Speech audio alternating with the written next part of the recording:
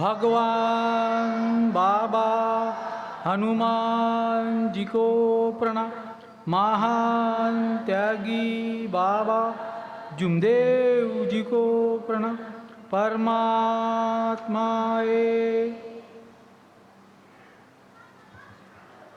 परमपूज्य परमात्मा एक सेवक मंडळ वर्धमान नगर नागपूर बाबाच्या आदेशानुसार आज ह्या तुमसर परिसरामध्ये कोजागिरी निमित्त एका भगवंताची चर्चा बैठक आयोजित केलेली आहे।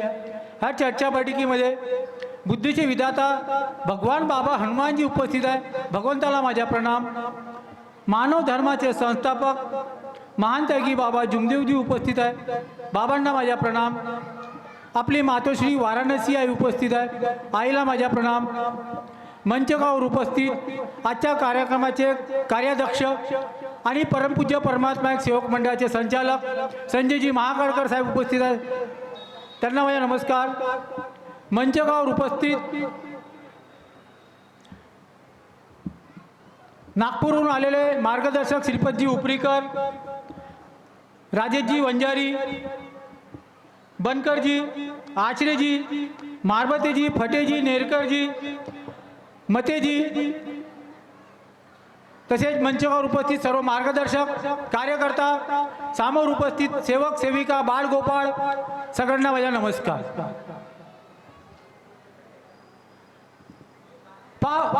भगवंताची कृपा, भगवंत आपल्याला जिथे पाठवतो तिथे आपण बरोबर जातो।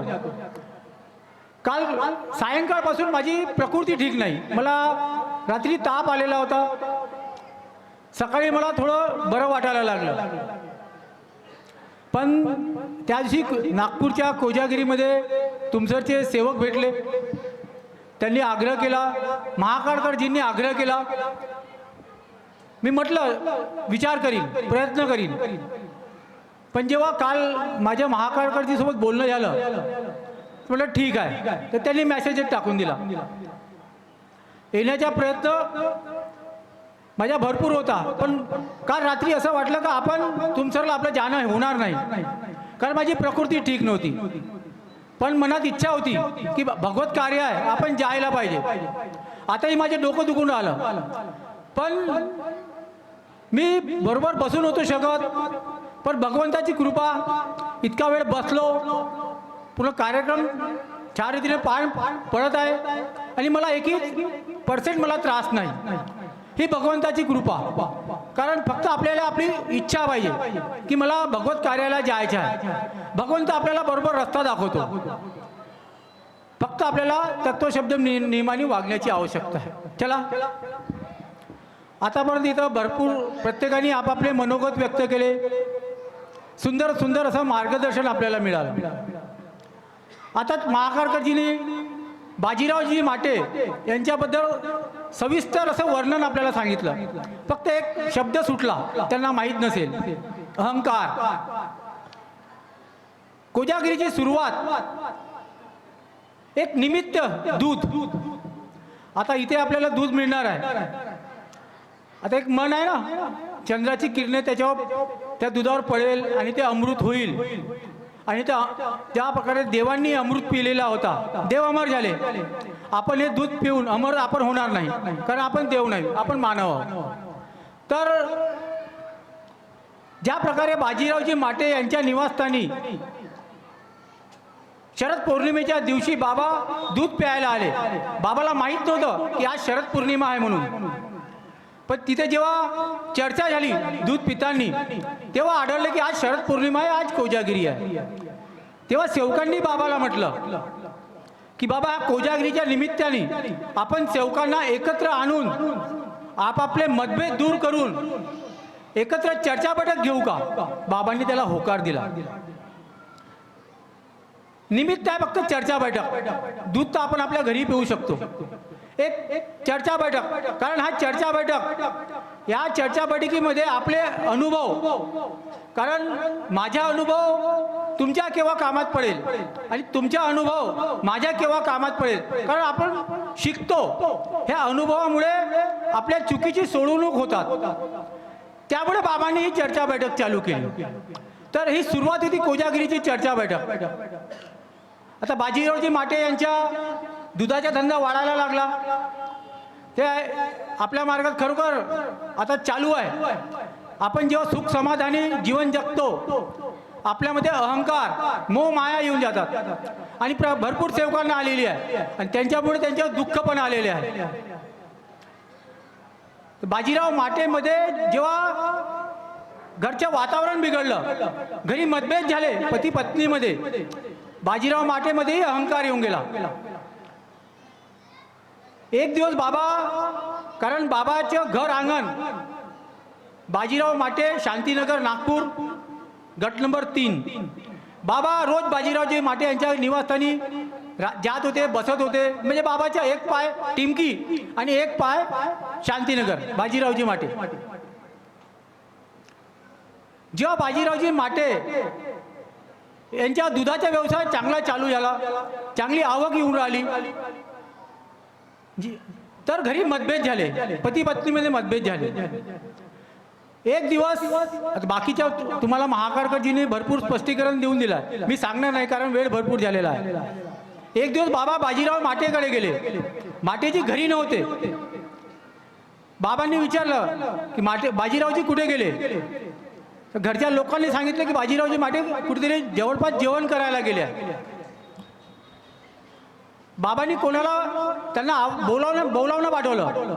तर बाजीरावजी माटे यांच्या बाबाला एक संदेश होता, मला माझे जेवण होऊ द्या, नंतर मी येईल. हा अहंकार. आणि घरी मतभेद चालूच होते. हे अहंकाराचे परिणाम हे झाला, परिवार नेस्त नाबूद झाला. आजच्या परिस्थितीत बाजीरावजी माटे यांच्या परिवाराचे अस्तित्व खतम होऊन गेलं. दुसऱ्या नंबरचे सेवक, बाबासोबत राहणारे दुसऱ्या नंबरचे सेवक आज खतम आहे. परिवार खतम आहे. कुठे नेस्त नाबूद झाला, म्हणजे आज त्यांचे अस्तित्वच नाही. फक्त अहंकार, मोह माया. आपल्याला फक्त तत्वशब्द नियमाने वागायचे आहे. पण आज आपण सुख समाधानी होतो, आपल्याला अहंकार येतो. पण आपण ज्या दिवशी ह्या मार्गात आलो, आपलं जीवन सुखमय झालं, आपण हा विचार करायला पाहिजे की मी ह्या मार्गात कोणाला पाहून आलो. आपण ह्या मार्गात त्या महान त्यागी बाबा जुमदुजीचे कार्य पाहून आलो.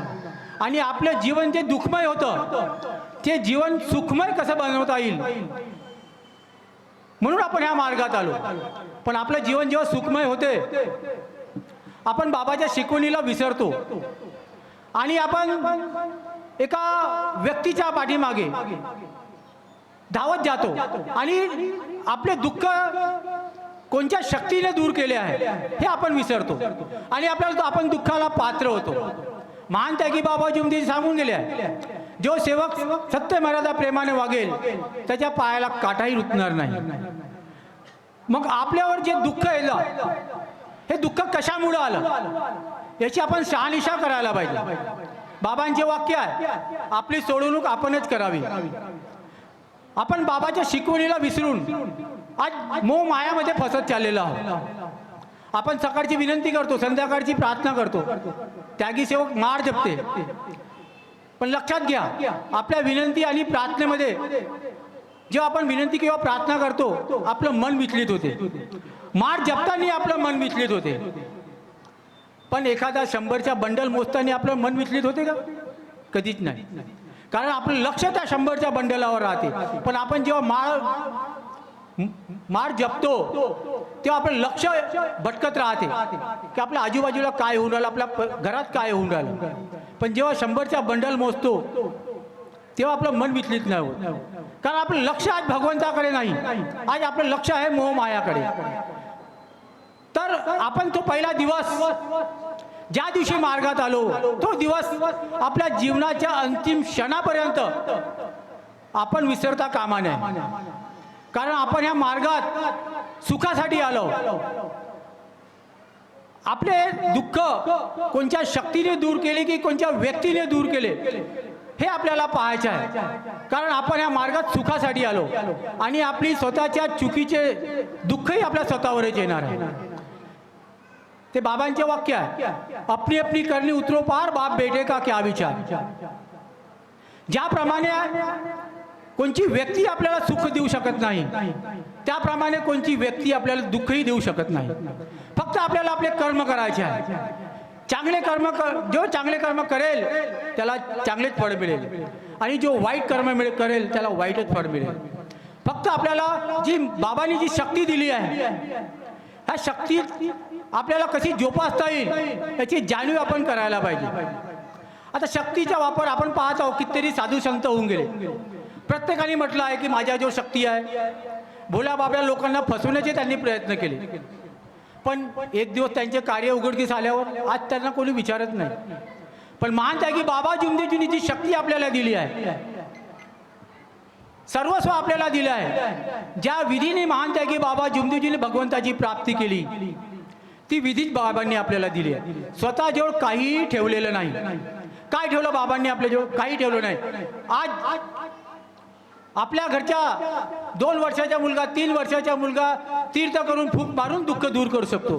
ही शक्ती बाबांनी त्या लहान मुलाला दिली आहे. लहानापासून तर एक मोठ्या लोकांपर्यंत ती शक्ती बाबांनी आपल्याला दिली आहे. काय ठेवलं बाबांनी आपल्याकडे? तर आपल्याला ही जाणीव असायला पाहिजे, कारण ही कृपा जागृत आहे. कृपा जागृत आहे. आपल्याला कोणी किती शिवा दिल्या, श्राप दिल्या, पण आपले कर्म चांगले असतील तर आपल्या पायाला काटाही रुतणार नाही. हे बाबांचे वाक्य आहे. बाबांनी सांगितलं आहे, लाखो असंख्यच्या संख्येने सेवक ह्या मार्गात होतील, पण आज बोटावर मोजण्या इतके सेवक राहतील. बाबाचे वाक्य खरं आहे. आज आपण पाहत आहोत कितीतरी मंडळाचे तुकडे झालेले आहे. का झालेले आहे? वर्चस्वासाठी. आज बाबा होते तोपर्यंत एकमेव मंडळ होता, परमपूज्य परमात्मा एक सेवक मंडळ, एकमेव. पण बाबा गेल्यानंतर मोवाडी, पालोरा, रामटेक भरपूर झाले असेल, अजून भरपूर आहे, गडचिरोली वगैरे भरपूर असे झाले. कशासाठी? स्वार्थासाठी. स्वार्थ, मला पद भेटलं पाहिजे, मला कुर्सी मिळाली पाहिजे, म्हणून आज प्रत्येकाने मंडळ सोडून स्वतःच्या शाखा निर्माण केलेल्या आहे. तर आपल्याला फक्त मंडळाकडे लक्ष द्यायचे आहे, कारण बाबांनी जो आदेश दिला तो मंडळाला दिला. कारण बाबाचा आदेश हा मंडळाचा आदेश. जेव्हा बाबांनी जेव्हा मंडळाची स्थापना केली, मानव धर्माची स्थापना केली, किती लोक होते, किती सेवक होते? बोटावर मोजण्या इतके. पण आज असंख्यच्या संख्येने सेवक आहे आणि वाढतही आहे. त्याचे कारण बाबांनी जी निष्काम सेवा केली आहे, जे प्रचार आणि प्रसार केला आहे, हे त्याचे माध्यम की आज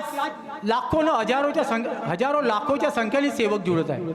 कारण बाबांनी हा सतयुगात बाबांनी या कलियुगात एक सतयुग आपल्याला निर्माण करून दिला आहे.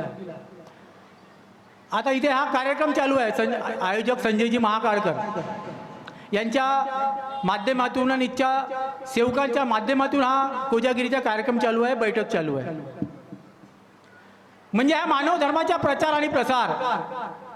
तर हा मानव धर्माचा प्रचार आणि प्रसार समजा तुमच्या आमच्या माध्यमातून आपण सामावून नेण्याचे कार्य करत असेल तर आपल्यासारखा भाग्यवान व्यक्ती कोणी नसेल. कारण जे बाबांनी जे धुरा आपल्या सेवकावर सोडून दिली आहे, मानव धर्माच्या मानव धर्माच्या प्रचाराच्या जे धुरा आपल्या सेवकावर सोडून दिली आहे, आज आपण बाबा गेल्यानंतर तो धुरा सामावून नेण्याचे कार्य करत आहोत. म्हणजे आपल्यासारखा भाग्यवान व्यक्ती कोणी नाही. फक्त आपण आपली गरिमा ओळखायला पाहिजे की मी या मार्गात येण्याच्या अगोदर कसा होतो, माझे दुःख कोणी दूर केले, माझी परिस्थिती काय होती, याची जाणीव आपल्याला करायला पाहिजे. जोपर्यंत ही जाणीव आपल्याला राहील तोपर्यंत आपण दुःखी होणार नाही, आपलं जीवन सुखमय राहील. फक्त आपल्याला तत्वशब्द नियमाने वागण्याची आवश्यकता आहे. समजा बाबांनी परमपूज्य परमात्मा एक सेवक मंडळ स्थापन केलं नसतं, आपण सेवक राहिलो नसतो, आपण राहिलो असतो हा मानव धर्मातच आपण राहिलो नसतो. आपण ते दारुडे, जुवारी, आज मी आहो, माझा धंदा आहे आणि माझा जो धंदा आहे, माझ्या राशनचं काम आहे, माझ्या लाईनचे पूर्ण जे माझे मित्र आहे सब दारुडे जुवारी टोटल एक दोन दोन तीन आपले सेवकांची आहे, बाकी टोटल दारुडे. आज हे बाबांनी जेव्हा परमपूज्य परमात्मा एक सेवक मंडळ स्थापन केलं नसतं तर आज आपण त्या गंदगीमध्ये त्या वाईट व्यसनामध्ये आपण लटकून राहिलेलो असतो. आपली परिस्थिती काय राहिली असती आपल्याला हे पाहायचं आहे. म्हणून बाबांनी जी भगवत प्राप्तीसाठी जी मेहनत केली, ही विधी प्राप्ती करताना किती कष्ट केले याची आपल्याला जाणीव असायला पाहिजे. कारण बाबांची मेहनत केली आपण नाही करू शकत. त्रिकाल हवन केले बाबांनी, रात्री हवन केले. आपण आपल्यामध्ये तेवढी कॅपॅसिटी नाही, ती कॅपॅसिटी होते बाबामध्ये. तर बाबांनी जे त्रिकाल हवन केले, जी भगवंताची प्राप्ती केली, म्हणून आज आपण सुख समाधानी आहोत. फक्त आपल्याला जी मेहनत केली बाबांनी, जे कष्ट केले याची आज आपल्याला जाणीव असायला पाहिजे. फक्त आपल्याला इतकं लक्षात ठेवायला पाहिजे की मी या मार्गात कशासाठी आलो. ह्या मार्गात आपण आपल्या परिवारासाठी आलो, आपल्या मुलांसाठी आलो. म्हणून कोण काय करते इकडे तिकडे लक्ष देण्यापेक्षा मी काय करतो, माझा परिवार काय करते, फक्त आपल्याला इकडे लक्ष देणे आहे. ज्याप्रमाणे आपण आरशामध्ये आपली पाठ पाहू शकत नाही, मग त्याचप्रमाणे आपली चूकही आपल्याला दिसत नाही. खरोखर आरशामध्ये आपण आपली पाठ नाही पाहू शकत, तर आपण आपली चूकही आपण पाहू नाही शकत. म्हणून बाबांची जे तत्वशब्द नियम आहे याच्या अनुषंगाने जेव्हापर्यंत आपण वागत नाही तोपर्यंत आपण सुख समाधानी होत नाही. आता वेळ भरपूर झालेला आहे.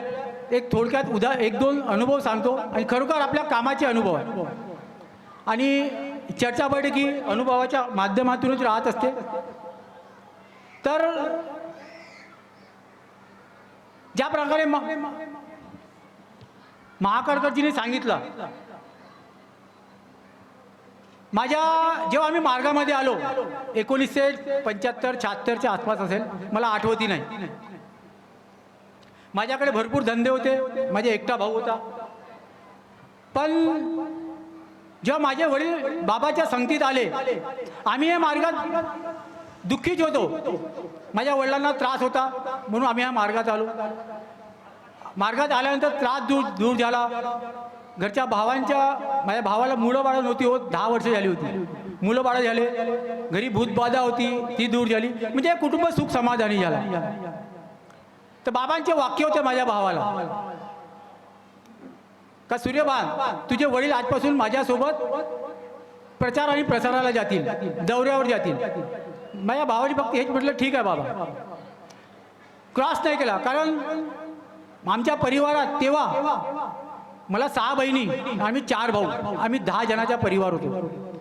हा परिवार सांभाळण्याची जबाबदारी जेव्हा माझ्या भावाला दिली, खूप अवघड प्रसंग होता. पण बाबाच्या शब्दानुसार माझ्या भावाने कार्य केले आणि आज पूर्ण कुटुंब, आज आमच्या 6 बहिणी आणि 4 भावामध्ये मतभेद नाही. काही प्रॉपर्टीसाठी नाही, कशाही विषयाचे मतभेद नाही. तर ही त्या माझ्या वडिलांनी जे बाबासोबत राहिले, निष्काम भावनेनं बाबासोबत राहिले. तर आता आपण पाहत आहोत कोणी अध्यक्ष साहेबासोबत मार्गदर्शक पाहिजे, कार्यकर्ता पाहिजे, काही पदासाठी अध्यक्ष साहेबासोबत राहतात. तर माझ्या वडिलांनी निष्काम कार्य केले बाबासोबत, आज त्याचे फळ आमच्या परिवार सुख समाधानी जीवन जगत आहे. घरी मतभेद नाही, फक्त बाबांचा शब्द. म्हणून आपल्याला जे अनुभव येतात, अगोदरच म्हटलं की अनुभवाच्या माध्यमातून आपल्याला शिकवण मिळते. एक सेविका होती माझ्या गटातली. ते आपण म्हणतो संगत गुण कशासाठी पाहिजे, म्हणजे चांगल्या लोकांसोबत आपण बसू तर आपल्याला चांगले विचार ऐकायला मिळतील आणि वाईट लोकांसोबत बसू तर आपल्याला वाईटच विचार ऐकायला मिळेल. तर ती सेविका एका सोनपापडीच्या कारखान्यात काम करत होती, कितीतरी वर्षापासून काम करत असेल. तर एक दिवस तिथल्या काही बायांनी त्या सेविकाला म्हटलं की आपण 2-3 सोनपापड्या घरी घेऊन गेलो काही फरक पडणार नाही. त्या जी सेविका होती आपली त्यांच्या चक्करमध्ये आली की 2-3 सोनपापड्या आपण आपल्या घरी घेऊन गेलो काही फरक पडणार नाही. पण पहा, आपण ज्या ठिकाणी काम करतो तो मालक आपल्याला पैसे देतो, तिथली वस्तू आणण्याचा आपल्याला अधिकार नाही. ती सेविका घेऊन आली आपल्या मुलींसाठी सोनपापडी घेऊन आली, 2 का 3च घेऊन आली. पहा, जो सेवक किंवा सेविका बाबाच्या तत्वशब्द नियमावर चालत असेल, भगवंत त्याच्यावर दुःख येऊ न देत, त्रास देत नाही, लवकरच सोडवणूक होते त्यांची.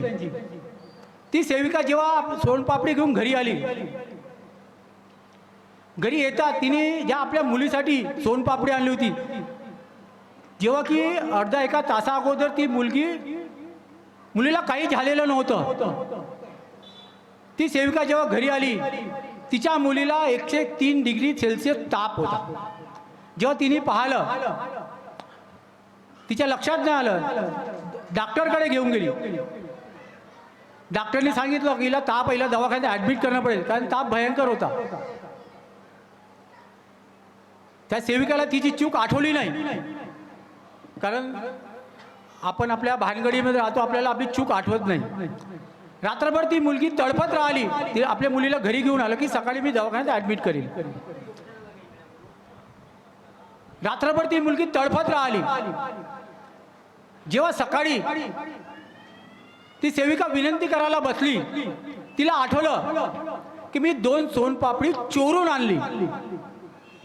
तिच्या मनात उद्देश नव्हता चोरीचा, पण तिने काही त्या कारखान्यात ज्या बाया काम करतात त्यांच्या चक्करमध्ये येऊन ती सोनपापडी घेऊन आली.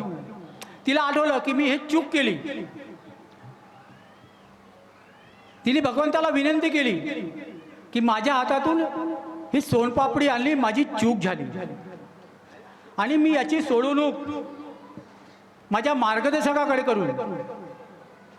त्या क्षणी 5 किंवा 10 मिनिटांमध्ये त्या मुलीचा ताप निघून गेला. आहे भगवंताची कृपा. जे ज्या डॉक्टरांनी सांगितलं होतं की हिला दवाखान्यात भरती करणं पडेल फुकटमध्ये, त्या मुलीचा ताप उतरला. तिने जेव्हा माझ्याकडे ह्या पूर्ण अनुभवाची तिने माझ्याकडे जेव्हा सोडवणूक केली, तर मलाही वाटलं की खरोखर आपली जागृत शक्ती आहे. ह्या बाईला त्रास होऊ दिला नाही. आता आपण पाहतो, आपण चूक करतो, आपण विसरून जातो, आपली चूक आपल्याला लक्षात येत नाही आणि आपण मग दुःखाला पात्र होतो. पण त्या सेविकाला जी तत्वशब्द नियमाने वागणारी असेल म्हणून तिचे दुःख दूर झालं. अशी कृपा आहे भगवंताची. फक्त आपल्याला तत्वशब्द नियमाने वागण्याची आवश्यकता आहे. एक आता माझ्या घरचे अनुभव सांगतो आणि आपल्या शब्दाला विराम देतो. आता इथे मगाशी कोणतरी सांगितलं मार्गदर्शकांनी की त्यांच्या मुलीने गणपतीची आरती केली तर त्या मुलीला काहीतरी झालं. माझ्या मुलीचा अनुभव आहे. आता मागे एप्रिल महिन्यात अयोध्यामध्ये मंदिराची स्थापना झाली, राम मंदिराची, राम प्राण प्रतिष्ठा. तर सरकारने आव्हान केलं होतं की प्रत्येकाने आपापल्या घरी दिवे वाजवा, ते काहीतरी वाजवा. बाबांनी आपल्याला सांगितलं आहे कोणत्याही देवाला नमस्कार करू नये, कोणती शंका आपल्या मनात येऊ देऊ नये. शंका आली, दुःखाला पात्र झालं. माझ्या मुलीनं घरी कोणी नव्हतं. आता आम्ही त्या दिवशी कुठे बाहेर गेलो होतो. माझ्या मुलीनं घरी दिवे लावले राम प्राण प्रतिष्ठेच्या नावावर, दिवे लावले आणि तिने आपल्या नादानीमध्ये लावले की सगळे लोक लावतात, मैत्रिणी लावतात, आपण पण लावून टाकून. तिने लावले. तो दिवस गेला. काही दिवसात, 8-15 दिवसात तिच्या अंगाला इतके फोडे आले, इतकी खाज सुटली तर तिला काही सुचत नव्हतं की मी काय करू. पूर्ण खाज. 2-3 दिवस दिव्याचे तेल आपण लावलं, पण जोपर्यंत आपण आपल्या चुकीची सोडवणूक करत नाही तोपर्यंत आपले दुःख दूर होत नाही. कितीतरी दिवस ते करत राहिली, तिच्या अंगाची खाज जात नव्हती. तिची मम्मी आणि माझी मुलगी कितीतरी दवाखाने केले, चांगले स्पेशालिस्टकडे गेले, पण दुःख दूर झाले नाही, खाज मिटली नाही. दवाखाने चालू आहे, औषधी चालू आहे, दुःख दूर व्हायचं कारण नाही. एक दिवस माझी वहिनी अशी बसली, मोठी वहिनी बसली होती घरी. असाच विषय निघाला का हिची खाज काऊन नाही जात, इतके दवाखाने चालू आहे, चांगल्या स्पेशालिस्टकडे जाऊन तिची खाज निघाली नाही. माझी वहिनी बसली होती, अचानक असे विचार निघाले का हिची खाज काऊन नाही चालली. मग आपण जसं आपल्या भूतकाळामध्ये जातो, आपल्या चुका शोधायला आपण आपल्या भूतकाळामध्ये जातो. घरी विचार विनिमय झाला आणि तिला तिची चूक आढळली. तिने मग घरी कबूल केलं की मी ह्या रामाच्या नावाने मी घरी दिवे लावले. मनात शंका आली. त्या क्षणी तिने भगवंताला अगरबत्ती लावून माफी मागितली. पहा, अनुभव आहे, प्रॅक्टिकल अनुभव आहे, कारण त्याला माझ्या समोरच्या उदाहरण आहे. कारण इथं ह्या भगवंताच्या चर्चा बैठकीमध्ये कोणी व्यक्ती खोटं बोलू शकत नाही, कोणी खोटा अनुभव सांगू शकत नाही. तर तिने जेव्हा तिने जे कार्य केले त्याची माफी मागितली. पहा भगवंताची कृपा, 2-4-5 दिवसात तिची खाज हळूहळू खतम झाली, नष्ट झाली. एकही मग नंतर दवाई घेतलेली नाही. आज खाज पूर्ण संपलेली तिची. ज्याप्रमाणे आपण ह्या मार्गात येण्याच्या पहिला दिवस जेव्हा आपण मार्गदर्शकाकडे आपण जातो आणि मार्गदर्शक जेव्हा आपल्याला आपल्या मार्गाची रूपरेषा सांगते, काय सांगते, कोणत्याही देवळात जाता येते पण नमस्कार करता येत नाही, मनात शंका आणायची नाही.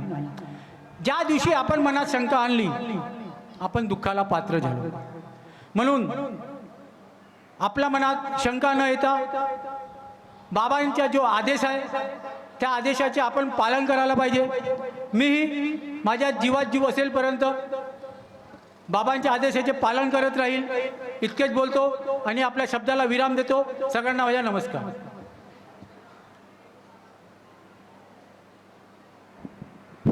धन्यवाद साहेब, खूप असं छान अध्यक्ष मार्गदर्शन केलं, प्रापंचिक अनुभव सांगितलं, हो सेवकांना संबोधित केलं. पुन्हा एकदा धन्यवाद साहेब.